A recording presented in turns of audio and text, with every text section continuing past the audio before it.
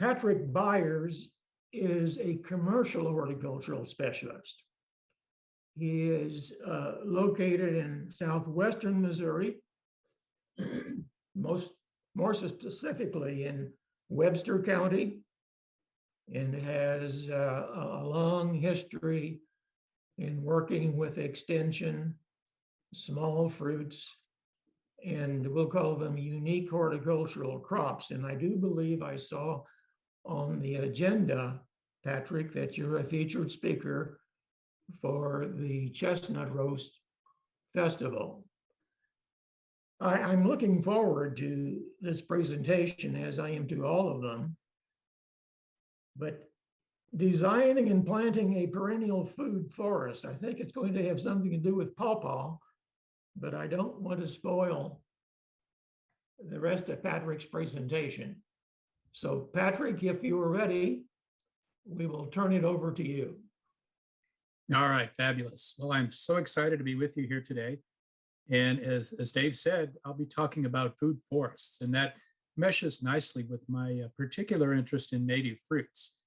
And what is a food forest? We'll certainly define that in the presentation, but it's a chance to take a perennial part of your landscape and turn it into a productive part of your landscape as well. So without further ado, let's go ahead and bring up the presentation. So we'll be talking about food forests. And as Dave mentioned, I'm a commercial horticulture field specialist, and I'm based in Webster County, which is one county to the east of the Springfield-Greene County metro area. And I work in a number of counties in southwest Missouri. In addition to that, I'm a farmer. I have a farm east of Springfield, and over the years, I've grown peaches and elderberries, and now I'm transitioning to a new farm. And we'll be talking about some of my plans for that new farm here in just a moment. And I think it's fair to say I'm a guy who spends a lot of time in the woods and in the forest. And it's really cool to see how our natural forest systems can be adapted to more of a managed setting in the home landscape. And that's what we'll be talking about today. So first, we'll talk about what a farm or what a food forest or a forest farm is. And we'll spend a good part of our time together today talking about designing and planning, because this is a perennial part of your landscape. And very important to do a good job up front in planning and selecting the right plant species and laying out the food forest properly. I'm not going to spend a whole lot of time talking about tending and growing, because you all are horticulturists, and I suspect you've already grown a number of the plants that I'll be including in the discussion.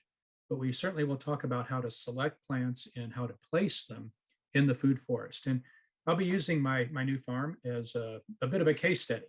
I don't have a food forest on my farm at present, but it is certainly my goal to develop a food forest. And so we'll use my farm as a case study to help guide the discussion today. So my interest in food forests actually goes back a number of years. Back in the early 2000s, I had the opportunity to travel to several former Soviet republics, Uzbekistan, Azerbaijan, and Moldova. And while visiting these countries, I had a chance to spend some time on small farms. Now, these countries, of course, experienced collectivized agriculture beginning back in the 1920s. But in these countries also, farmers were allotted a small piece of ground, generally about a quarter of an acre or so, to manage themselves for their homes and their home use. And if they had any excess, they could sell it. And I saw what these farms look like, these small farms. And in essence, they were just gloriously diverse. There were trees, there were shrubs, there were vines, there were perennial plants, there were annual plants, vegetables, herbs, and in some cases, even mushrooms, all united within these what we would call food forests. And I was very intrigued by this approach. And when I returned, did a bit of study on the subject and wanted to share with you some of the things that I've learned over the years in the arena of food forests. So what is a food forest? Well, it's basically what would be defined as a perennial polyculture. Now, perennial, of course, means that it lives for more than 1 year.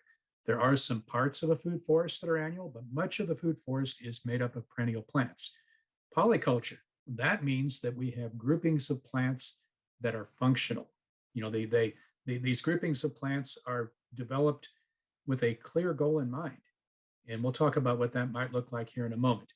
And I'm going to show a video here in just a moment that will further define what a perennial polyculture is. So let's let's go ahead and take a close look at a video. So hold on a moment, I'll stop sharing and we'll bring up the video. University of Missouri Extension.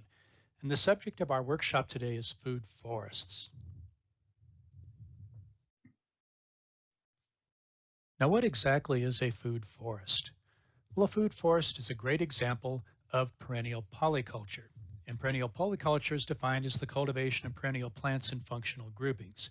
There are many different types of perennial polyculture. In the case of a food forest, it's a perennial polyculture that is designed to mimic the natural ecosystem of a forest. Now, a food forest is a managed setting, and the plantings that are included in a food forest are intended to yield useful products. These might be food products, these might be medicinal plants, these might be plants that provide habitat that attract and nurture life. Let's take a look at a forest setting. Let's see if we can discuss some of the aspects of a forest and relate those to a food forest.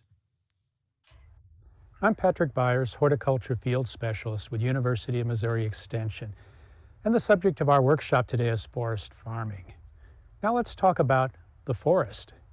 And again, to the uninitiated, the forest is an amazing, mysterious, wonderful place, and I would certainly agree with all of those words. But the forest in reality is an ecological community, and a community is made up of individuals. Those individuals have relationships with each other, and that is certainly the case with a forest. So let's take a look at the forest and talk a little bit about what the ecological community might look like. Now, two ways to think about the forest are in terms of resources and in terms of layers. And these are the same concepts that we will use when we discuss the planning, the implementation, and the maintenance of forest farms. So let's talk first about resources. Now, the backbone of the forest and of a forest farm are the plants. And for plants to grow, they need resources. And those resources include sunlight, air, water, soil, and space. And the location of a plant in the forest and in the forest farm is dictated by the availability of those resources. We can also think about layers. And when we think about layers, we start with the largest plants, which are the trees. And frequently there is an overarching layer formed by tall trees. Then underneath that layer, there is another layer of trees. These are called understory trees. We then move down in stature to shrubs and vines, which are found frequently among the understory trees. We then move into areas of openings in the forest where we find herbaceous perennial plants. And then we can even move into the soil, and we find in the soil fungi and other soil-living organisms, and we see the movement of nutrients from plant parts, woody plant parts in particular, through decomposition back into the soil, where they can then be utilized by the plants in the forest. And we utilize all of these concepts when we discuss forest farming.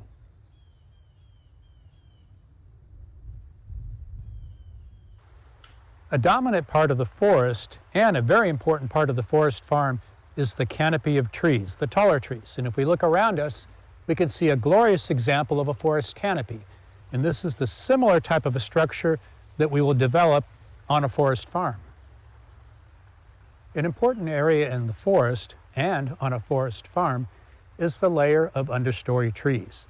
Frequently, these trees are smaller stature, generally less than 20 feet in height, and they're found under the canopies of taller trees. You can see around me some examples of understory trees. Another layer in the forest is the layer that is formed by woody shrubs. Here's an example with black raspberry. We also have blackberries growing here. These plants provide an important opportunity for diversity in the forest and on the forest farm.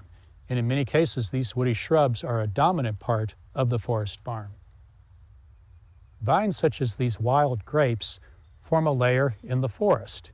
And in fact, these are interesting plants in that they seek out resources. They clamber up understory trees or even canopy trees so that their leaves can be in the sun.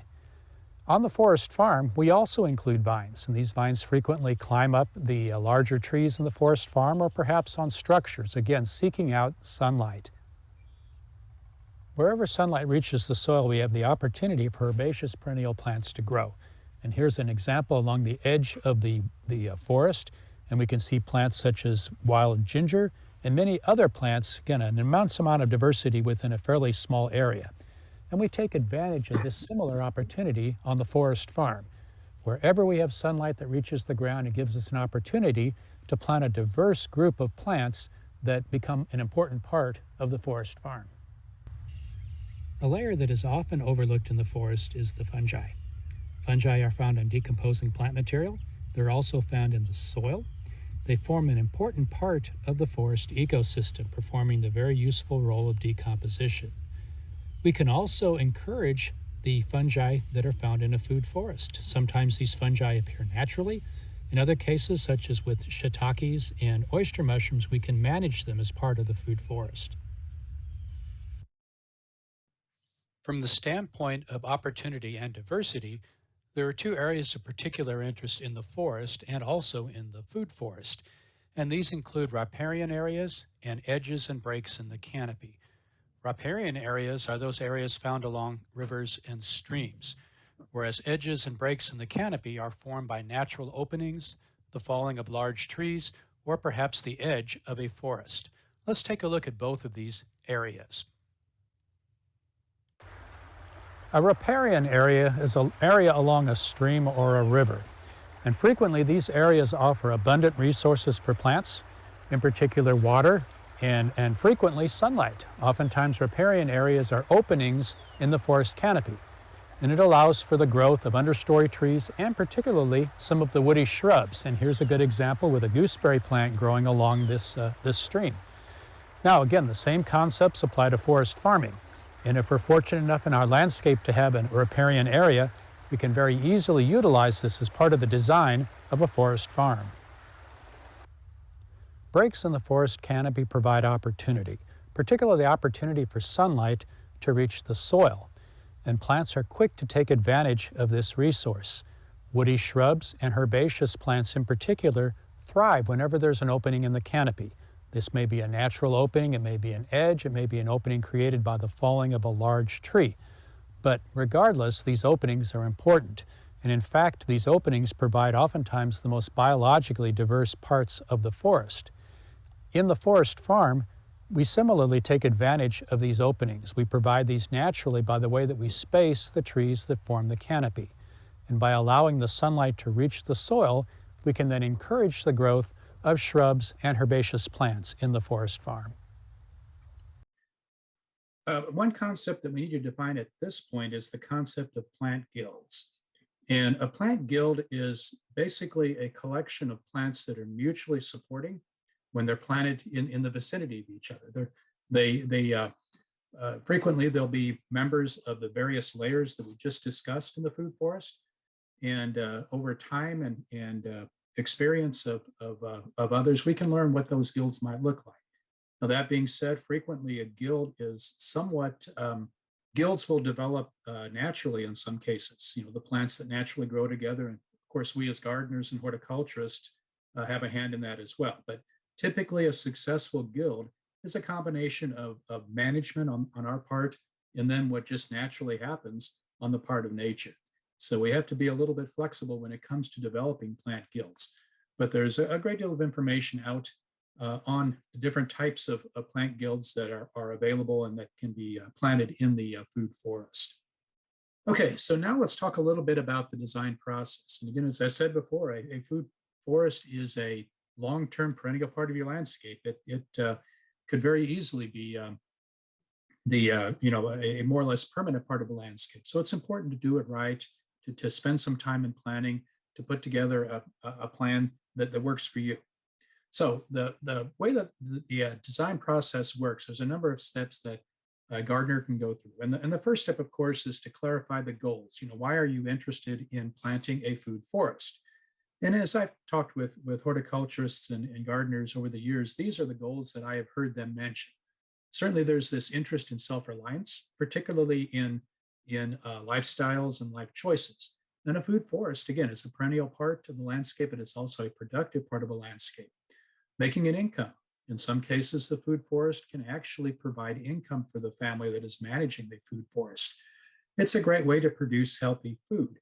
Educating others, particularly with some of the social media outlets that are available to us. There are folks who have planted food forests and then shared their successes through social media. and through in-person activity as well with others. And I think that's certainly a worthy goal from the standpoint of a food forest.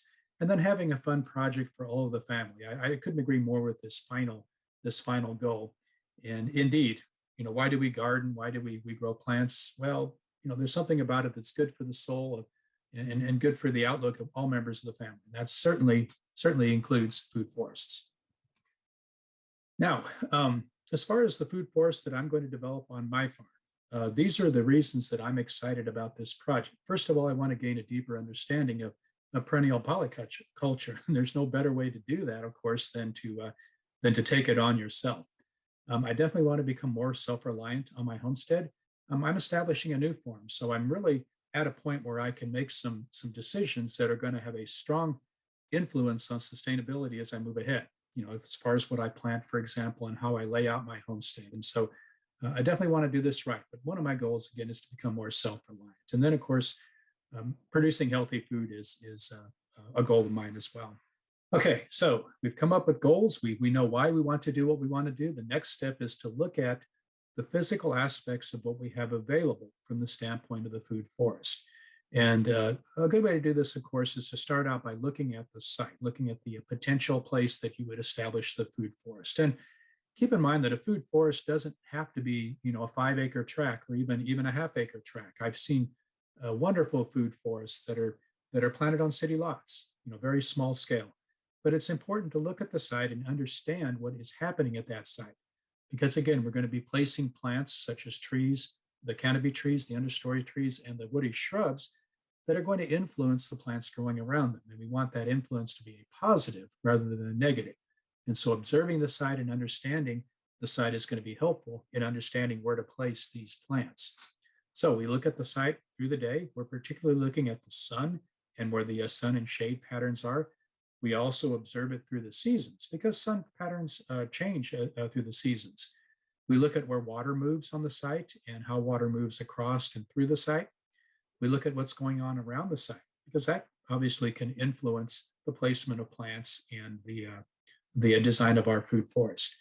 And yes, we spent a lot of time doing this at the beginning during the inception phase, but we also want to do this periodically as we're establishing the food forest and as part of our long-term maintenance of the food forest. We want to continue to observe the site because things can change over time and that might influence our management of the food forest. And again, looking at my farm, here is an aerial view of Byers farm. And you'll notice the yellow circle in the center, the yellow oval in the center. That's where I'm going to locate my food forest. At the moment, it's a bottomland pasture, and you can see what's going on around it. You can see where Terrell Branch, which is a 12-month creek, is located. You can see the lane that goes down by my farm and where it's located as well. And notice too where the existing forest is located. In an eye level shot here looking across the site, again, it's a bottomland forest, largely grassy plants. There's quite a number of brambles mixed in through there, some invasive species such as multiflora rose growing in there and some young tree saplings as well in the open area. And then of course you can see it's surrounded by forested areas. Okay, so now that we've examined the site and we understand the site, now we're going to create what's called a base map. And a base map is a combination of the property map, an aerial view, a topographic map, and sun and shade patterns.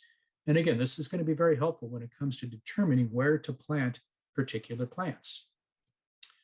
So here's the aerial view of the area that I'm considering. Once we have the base map in the beginning of the base map process underway, then we take a look at specifics in that particular site. And, as horticulturists, I'm sure you've had lots of educators talk about soil testing and the importance of soil testing and understanding, the health of your soil. And there's really never more important than when planting a food forest. Again, you're making decisions now that will have long-term ramifications and can be difficult to correct later on. So by all means, gather information. So take a look at soil conditions, water flow, the plants that are growing there at present, the sun and shade patterns, the wind movement, any structures, pathways, or hardscape that are present there or that you'd like to have there. And then, of course, the views. When we think about a food forest, oftentimes we're talking about utility, but a food forest is also a place of beauty and a very restful place and a wonderful place to spend time. And so let's think about the aesthetics of the food forest as well. And that's where this final assessment of the views come in. So looking at my farm, soil conditions, I have, like many Ozark farms, we have a diversity of soils in a fairly small area. My food forest that I'm looking at is about an acre in size. And within that acre, I have two distinctly different soils. I have a baser fine sandy loam and a cedar gap gravelly silt loam. The soil tests that I took revealed a deficiency of phosphorus in both of these areas. This is a bottomland site, so there is some potential for flooding. And there actually is a drainage from the pasture across the lane from my site that after a heavy rain brings down quite a bit of water towards the area that I want to develop into my food forest. As I mentioned, it's largely native grasses and blackberries and raspberries with some invasive multiflora roses. Sunshade patterns, I have forest on the east and the west side, so I do get some shade in the morning and the afternoon, but in general, got pretty good sun over most of the day over that site, so that's very helpful. And I've really spent some time looking at wind patterns, and primarily the wind comes from the south during the spring, summer, and fall, and from the north. And so again, with the way that the site is laid out, I will definitely have good air movement, both in the growing season, but also during the winter. So I'll need to keep that in mind. No hardscape at present, and it's surrounded by forested property that I own. So that's helpful too, in that I can control what's going on directly around my food forest. Okay, so now we're actually getting into the design process. We're going to take a look at all this information that we gathered during assessment and decide how we're going to move ahead. And again, this should be a deliberative process. You don't want to charge headlong into it without a plan in place. So we're going to analyze the site first of all. Now at my site, I mentioned that we might have some issues with flooding and water runoff from the pasture across the lane. So the first thing I need to do is think about ways that I can keep excess water off of the food forest.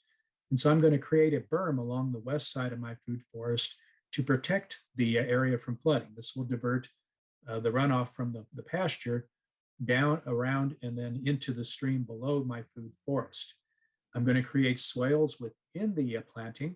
I'm going to be planting particularly my canopy trees and my understory trees on swales so that they will be, their root systems to some degree will be elevated from the surrounding ground, but also those swales will help move water away from the plantings as well. Now, that being said, anyone who's gardened in the Ozarks knows that it can get dry.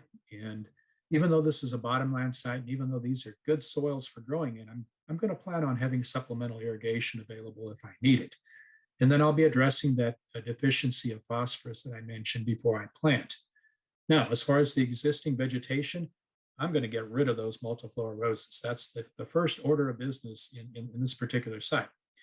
And then I'm going to be managing the native grasses. Now, I'll be maintaining some of these native grasses because I need areas to walk on, that sort of thing. But the areas where I'm going to be planting the actual plants of the food forest, I'll be managing these native grasses. And then, as I mentioned, a food forest can be just a very restorative place. And so I'm going to create a walking trail so that I can walk through my food forest and just really enjoy the experience. Okay, now that we've gotten to that point, we're going to create a sector map. And the sector map gives an actual visual analysis of energy flow, how the wind moves, how the sunlight moves, and these sorts of things, again, because this is going to help guide me in where I'm going to plant trees. So here is what a sector map looks like. And again, you can see on this particular site that the long axis of the rectangle is north and south. And sun, of course, is going to be coming primarily from the south side. The wind from the southwest, especially during the growing season. You can see where the dividing line is between the two types of soils at my site. And then you can see the movement of water. That's outlined there in blue along the west side and then down around the food forest. And as I mentioned before, I'll be creating some berms and swales to help move that water around the plants that I plan to put into the food forest. And then you can see the forested areas around this site as well. So again, you can see the energy flow very clearly. Now, what does this mean? Well, for example, if I'm thinking about planting trees and I don't want to create shade patterns over some of the other parts of my food forest, the trees are going to go on the north side of the various areas that I'm planting. Again, so that I can utilize the sun that comes from the south side without casting shade from the trees onto these other plants. Okay, now of course the fun part, researching the plants, thinking about the plants that we're actually going to include in the food forest.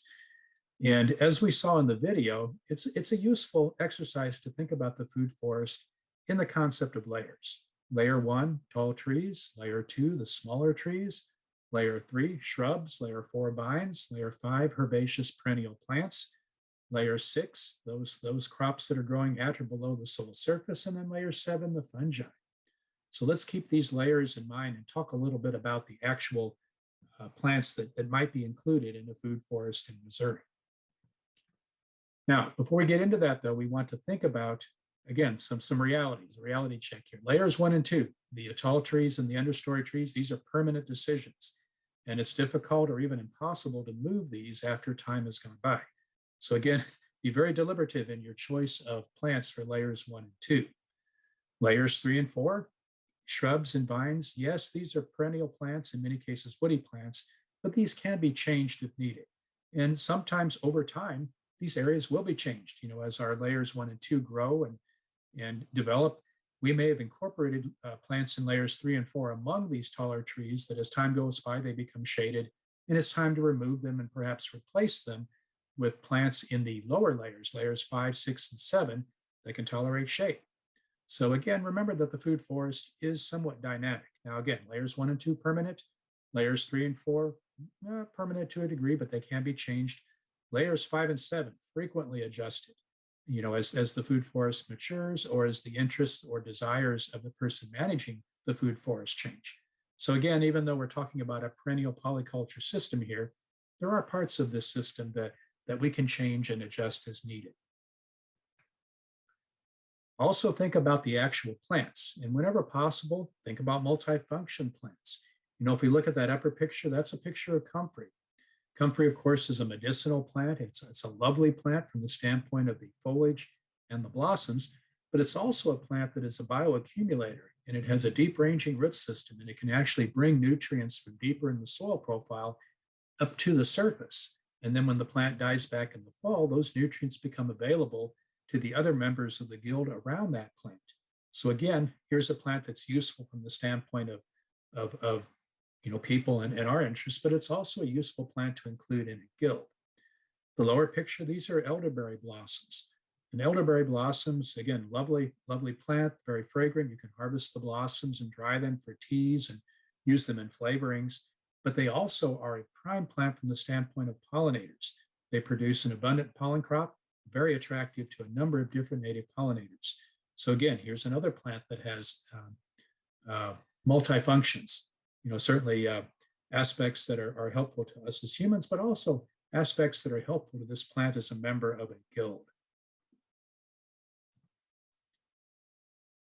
Okay, so when we think about the plants now, here's how we're going to fit all of this together. We'll do a concept sketch, a schematic design, a detailed patch design. We'll think about some patterns, and we'll think, we're not going to talk a lot about urban considerations because this is more of a general talk. But if you're developing a food forest in an urban area, there are some unique aspects to urban food forests. So the concept sketch, we design the sector and the base maps. We add in the areas of use. You know, where do we want pathways? Where do we want areas to perhaps have a bench or a structure? All those sorts of things. And then we start to think about the guilds that are going to work at our site. So here's an example of a concept sketch of my farm. And in this particular sketch, the brown areas are the hardscaping. These are the use areas that I mentioned. And so I want a walking trail. You can see how I've laid that out where you can enter on either the east or the north side. I have the crosshatched area in the center is where I'm going to put a gazebo. So I have an area that I can sit when I'm out and be somewhat sheltered from the elements. And then you can see my loop walking trail through the upper quadrant of my food forest. And again, when I'm thinking about a food forest, it's helpful at this point to think about where the guilds are going to be located. And in my food forest, I've set out areas for 4 different guilds. And we'll see what these look like here in a moment. Okay, now the schematic design, we actually draw the guilds in detail. You saw my earlier design. Now we're going to actually flesh out what these guilds are going to look like, and we're going to develop the plant species list. So here's my schematic design. And if we focus on that guild that's in the upper right, it'd be in the southwest corner, you can see that guild includes pecan trees. That's going to be my canopy tree. It also includes semi-dwarf apples. That will be my understory group of trees. It includes aronia. That's going to be the woody shrub aspect of this particular guild. And then you can see number 10, which is perennial vegetables. So I'll be including things like rhubarb and asparagus in there. And number 9, you can see, is also in that guild, and that's where we'll have some herbs. And again, I'm thinking probably, well, we'll see what that is here in a moment. And then number 8, which is hardy kiwi, that's where I'll be putting my vines so they can climb on the structure that I'm building there.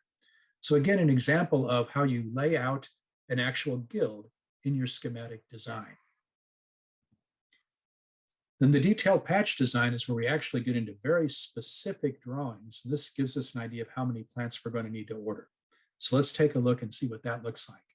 And again, we're looking at that upper right quadrant, that southwestern quadrant. And you can see I'm going to need 2 pecan trees, 1A and 1B. And the reason I need 2 pecan trees, again, is to provide for pollination. And among the apple trees, I've decided I want to have 3 different types of apples. And these are all going to be disease-resistant apple cultivars. Again, this is going to allow for cross-pollination, and it hopefully will help with the maintenance of these particular trees. And so I've decided upon Enterprise, Liberty, and Gold Rush, all of them grafted to M7 rootstock, which is a size controlling rootstock. So the trees will be smaller and easier to manage. My shrub layer is Aronia, and I'm going with 2 varieties of Aronia, Nero and Viking, and you can see those at the center between the trees. Now, as time goes by and the pecans and the apples gain in stature, at some point they're going to be casting shade over this part of the guild, and that's fine. At that point, I'll likely remove the Aronia and then focus in on something that can tolerate a shadier area. My perennial vegetable area number 10, again, rhubarb and asparagus. You can see how many of those I'm going to need. The area of herbs, area 9 in this particular drawing is going to be peppermint, comfrey, marjoram, and oregano. And these are far enough away from the larger parts of the guild that they'll remain in the sun, and they'll be a long-term part of the guild in this particular part of my food forest. And then area 8, which is along the side of my gazebo, is going to be hardy kiwi. And again, recognizing that in this case, I'm focusing on the value of the vines. And you may have noticed on my larger overall map that the other side of the gazebo, I also have hardy kiwis, but those are female plants. On this side, they're male plants. And again, that provides for cross-pollination. So this is what my actual patch design looks like for that particular quadrant of the food forest. Okay, so let's go into some more thoughts as far as plants that might be selected for all of these layers. So the first layer, tall trees. Excellent plants to include would be pecans, walnuts, maples, and chestnuts. And you might say, well, why did I include maple? Well, I've just recently become excited about making maple syrup. And particularly if you plant a sugar maple or a type of sugar maple as part of the guild, at some point in the future, you'll be able to harvest a crop of sap from those trees. The other 3 trees are nut trees. And, for obvious reasons, you have a beautiful tree, nuts at some point in the life of that tree. The smaller trees, layer 2, pawpaws, persimmons, apples, pears, stone fruit, and jujubes are all good examples of what might be included in layer 2. This particular picture here is a picture of jujube. The shrub layer, layer 3. Excellent plants to include in that layer are elderberry, hazelnut, aronia, gooseberry, currant, goji, and honeyberries. The vines, good examples of plants to include in layer 4 would be grapes, hardy kiwis, and hops. Lots and lots of potential plants for layer 5. Again, this is the perennial herbaceous area. You can also include annual plants in this area as well, but certainly things such as herbs, medicinal plants, greens of various types, vegetables, both perennial and annual, a great place to incorporate legumes. And, I mentioned comfrey as a bioaccumulator. There's other plants that fill this role as well. And then layer 6, the roots, Jerusalem artichokes. I'm a huge fan of Jerusalem artichokes, and excellent plant to include in layer 6. But other plants that you might include ramps, horseradish, and various types of root vegetables. Layer 7, the fungal layer. Some of this, in fact, a lot of this will happen just as an aspect of nature, but as gardeners, we can also incorporate planned parts of our guilds that include fungi. And certainly shiitake mushrooms and oyster mushrooms are of easy culture on wood, on logs and such, and are excellent things to incorporate into layer 7 of the food forest. Okay, so now let's take a look at what I'm actually planting to incorporate into the food forest on my farm. So give me just a moment here and we will go to a second video. An enjoyable aspect of planning, implementing, and managing a food forest is developing plant guilds. And I'd like to share with you the plant guild that I've developed for Byers Farm Food Forest. Now, developing a plant guild is a thoughtful, deliberative process. In my case, the considerations that I kept in mind as I developed this plant guild was, first of all, these plants must be adapted to the environmental conditions of Southwest Missouri, which is the location of the food forest. Secondly, the plants should be pest resistant, and they should also have reduced or manageable maintenance. The site is a moist site. It's a bottomland site, so the members of the guild should be adapted to a moist bottomland site. I'm interested in plants that will give me food. I'm also interested in medicinal plants, so this helped guide my choice of plants for the plant guild as well. I like multifunctional plants, those plants that will contribute more than one aspect to the overall food forest. I also like plants that are attractive in their own right, and I'm interested in managing and maintaining wildlife habitat. So this was the thought process that went into developing this particular plant guild. My first layer, the canopy layer, will be pecans. Layer number 2, which will be the understory trees, those trees of smaller stature will include pawpaw, apple, and persimmon. The third layer, the woody shrubs, will include elderberry, aronia, honeyberry, and hazelnut. The fourth layer, the vines, will include hardy kiwi. The fifth layer will include herbs and perennial vegetables among the herbaceous perennials. I'm interested in trying my hand at ginseng for a root crop. And the seventh layer, the layer of fungi, will include shiitake mushrooms. Let's take a look at a number of these different plants that I plan to include in my plant guild. The canopy layer of the guild that I've selected for my food forest is pecan trees. Pecan trees in time will make a large tree. They provide a nut crop. They also provide habitat for birds and insects, and perhaps my descendants will be able to harvest the lumber or the woody products from these pecan trees. Pecan trees take a long time to mature, so while they're small, I'll have plenty of sunlight to work with. And as the guild evolves over time, I'll adjust the plants that are growing near and under the pecan trees. I'm particularly excited about the understory layer of trees in my food forest. And a good example is the pawpaw. Pawpaw is a native fruit here in Missouri. It provides an abundant crop of delicious fruit. It also provides habitat. For example, the foliage of the pawpaw is a food source for the zebra swallowtail butterflies. It's also, again, a food source for many different types of wildlife. It's a beautiful tree when it's grown. I enjoy it because of the blossoms in the spring, the foliage, and also the fruit harvest that I mentioned earlier. So pawpaw will be an important part, the second layer of my food forest. Semi-dwarf apples will be part of the plant guild in my food forest. And of course, they're part of the second layer, the understory layer. In selecting apples, it's important, first of all, to select disease-resistant apples so that the impact of diseases is minimized. And secondly, to select apples grafted onto semi-dwarfing rootstocks so that they fit within the space allotted to them in the food forest. Apples, of course, are a wonderful source of fruit. Again, a thing of beauty as far as the tree itself, and also a habitat area for birds and other types of wildlife. My food forest will include the American persimmon as part of the second layer, the understory layer of trees. When mature, American persimmons will be about 25 feet tall. Remember with American persimmon that you need both a male and a female tree, so include both if you want to harvest the delicious fruit from the female trees in the fall. Persimmon is a wonderful wildlife habitat fruit. An important plant in the third layer of my plant guild, the woody shrubs, is the American elderberry. The American elderberry produces a crop of fruit and blossoms that have medicinal value. Of course, you can make lots of wonderful things from the berries too, jellies, jams, juices. The plant is a wildlife plant. The flowers produce an abundant pollen crop that supports pollinating insects. And of course, it's certainly a plant of beauty. The third layer in my food forest guild will include aronia, sometimes called chokeberry. Aronia, of course, is a lovely plant.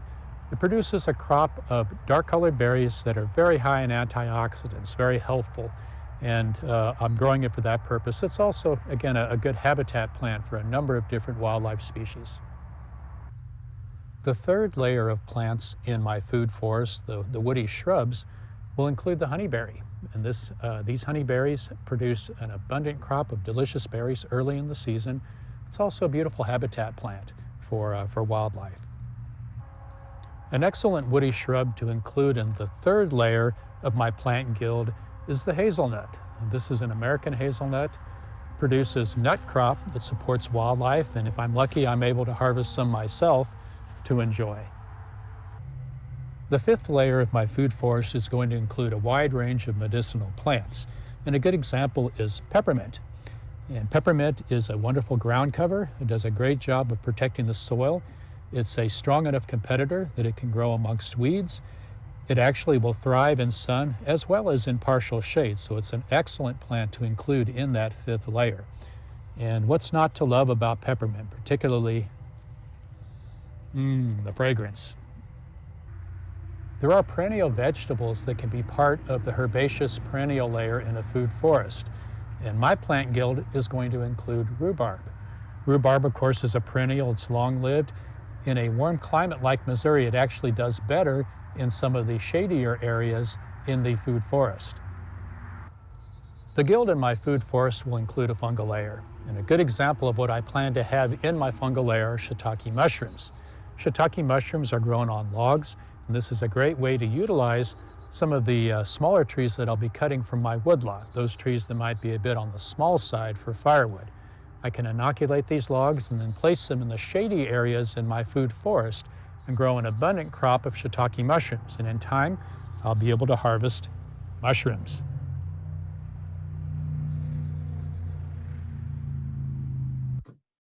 Okay, so oftentimes people will be thinking about generating some revenue from their food forest. And certainly this is an opportunity. Those plants that I'm including in my food forest, all of them have some economic potential, but certainly nut production, fruit and berry production, as I mentioned, with trees such as sugar maple and possibly other trees such as black walnut, there is syrup production, mushroom production, medicinal herbs, and specialty vegetables. All of these could become profit centers on the farm as part of the food forest. So again, in conclusion, I think hopefully as we've gone through the presentation, those of you who are interested in food forests have come up with some compelling reasons why you might be thinking about this approach. After the presentation, hopefully we have a clear idea of how to design a productive food forest. If you're like me, you spend a lot of time thinking about plants, and again, thinking about the food forest and the intersection of plants that we love and the requirements of plants for a food forest helps determine which plants we might choose.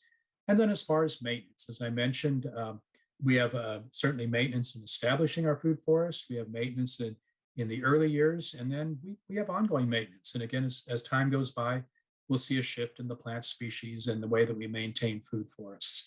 But again, it's a delightful aspect of a landscape. Certainly rewards the effort that's put into it. And as I mentioned, the idea of planting multifunctional plants really meshes with the interest of many of us in self-sufficiency, myself included. Here is a group of references on food forests. And if I wanted to pick out one in particular, the third reference down, Food Forest Handbook by Fore and Solba, I found to be very useful from the standpoint of understanding the concepts of a food forest.